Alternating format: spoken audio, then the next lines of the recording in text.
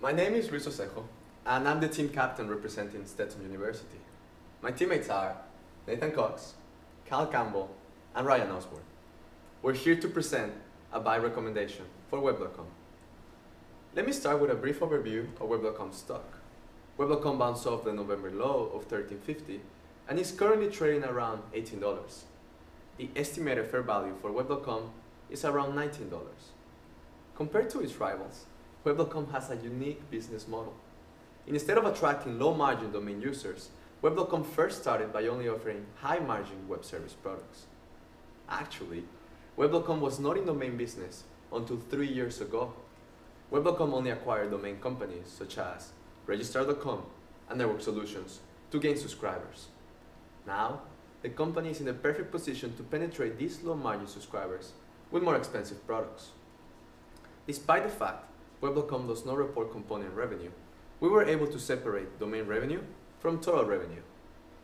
There is about a 50-50 split between subscription and domain revenue. However, it looks like Web.com is starting to move away from domain business because it's less profitable. Domain names only have a 3% profit margin compared with a 17% for web service products. It's clear, domain names are only being used as a hook, or as management likes to call them, teaser, to gain subscribers and then selling more profitable products. Let me give you another example. This is what everyone charges for a single domain name. Web.com charges 3 times more than everyone else. What do you think they're trying to tell you? It's simple. Web.com has no interest in domain business. Now, I will summarize Web.com's growth story. In the past, Web.com focused on aggressive acquisition to gain subscribers. This is followed by the penetration of these subscribers with its up and cross-selling techniques, which is the practice of selling more expensive products. Another clever strategy is bundling. Product bundles allow us to pair high-margin products with low-margin ones. So let me put another way. You can consider acquisition, up and cross-selling, and bundling, 3 legs of the same stool.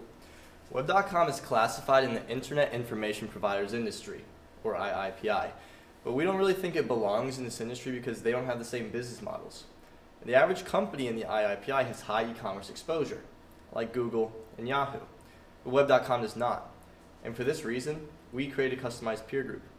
Web.com is obviously more correlated with our peer group, so using the IIPI would be misleading.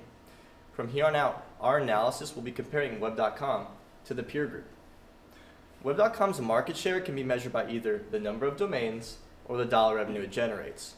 Until recently, Web.com did not have a presence in domain names, but by 2012, the company had gained 8% market share. Generally, people only look at this type of market share because it's the only available information, but we made the unavailable available by computing Web.com's revenue market share. Not to bash domain market share, but it only paints half the picture. A good example is that for last year, Web.com's domain market share remained stagnant, but revenue market share increased 20%. This is why we prefer the measure of revenue market share. Using this standard, revenue market share increased from 0.5% in 2006 to over 5% in 2012. This tenfold increase indicates that the addition of domains paid off, literally. 2 key factors that drive this industry are the growth of small to medium-sized businesses, or SMBs, and the penetration of existing SMBs. In regards to SMB penetration, surveys have showed that 50% of SMBs do not have a website, and 13% plan to get a website within 1 year. For every 1% growth in SMBs, Web.com's revenue increases 2%, and for every 1% increase in SMB penetration, revenue increases 25 basis points. 2 pretty cool terms used in this industry are churn and ARPU. Churn is customer turnover. The churn rates for the peer have remained stable, whereas Web.com's churn has decreased to a historic low of 1%. On the other hand, ARPU, or average revenue per user, is a good measure for the combined effects of the changes in revenue and changes in subscribers. Since the acquisition of Registrar.com, Web.com's revenue has increased 3 times, but net subscribers has increased 10 times, leading to a decrease in ARPU from $32 to $13. Web.com currently seeks to raise ARPU by up and cross-selling. I can't stress enough how important up and cross-selling is to Web.com. Up and cross-selling is the main driver for ARPU growth and margin expansion. Usually, domain name companies are low ARPU businesses, but by up and cross-selling, the company can convert its low revenue subscribers into high revenue subscribers. To show this impact on ARPU, we separate the standalone ARPU for web.com, register.com, and network solutions. The company increased register.com's ARPU 16% and network solutions 73% in the first year alone. With room for improvement, we are optimistic web.com can continue improving its overall ARPU. For every 10% of subscribers converted, ARPU increases 4%. Up and cross-selling has a similar impact on profit margin. If the company can convert just 15% of subscribers, profit margin will expand 100 basis points. This is why up and cross-selling is so pivotal moving forward. At first glance, web.com's financials might appear to be subpar. For example, after acquiring domain name companies, profit margin dropped from 17% to 13%. Another issue is leverage. Web.com's debt to EBITDA ratio is 5 times the peer group average. This is yet another result of acquisition. The way we look at this is, for lack of a better word, growing pains. Profit margin will improve with aggressive up and cross-selling, and the company is scheduled to pay off $50 million of debt each year. In our opinion, growing pains are over. Let me touch on another important topic, revenue.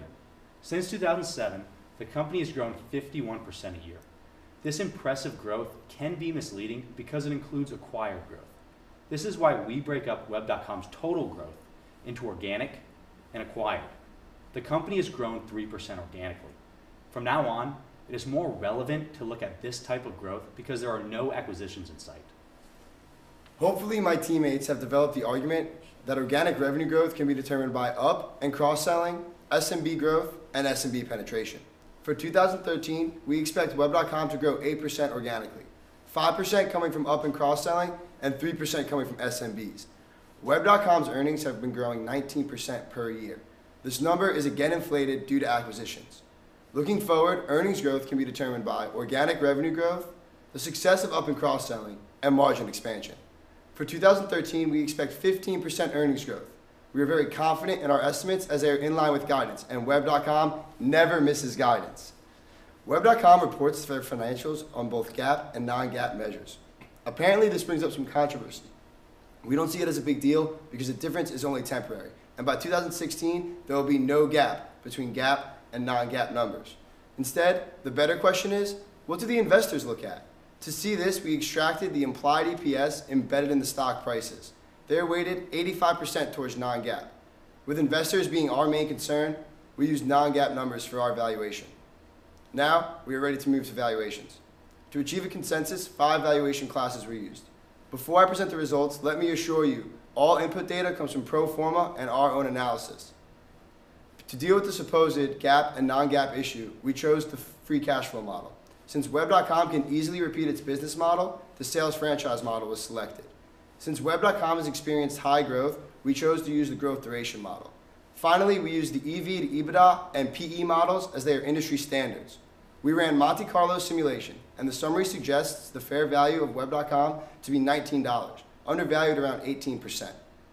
Finally, you can see our whole presentation rests on 2 main premises. 1, that Web.com can successfully up and cross-sell subscribers, and 2, that there will be no immediate acquisitions in the future. Failure to up and cross-sell just 10% of existing subscribers leads Web.com's EPS to drop 7%, and increasing debt just 20% drops Web.com's PE by 30%. In conclusion, we believe Web.com will successfully up and cross-sell subscribers, leading the Roland George Investments Program of Stetson University to place a buy on Web.com. Good afternoon.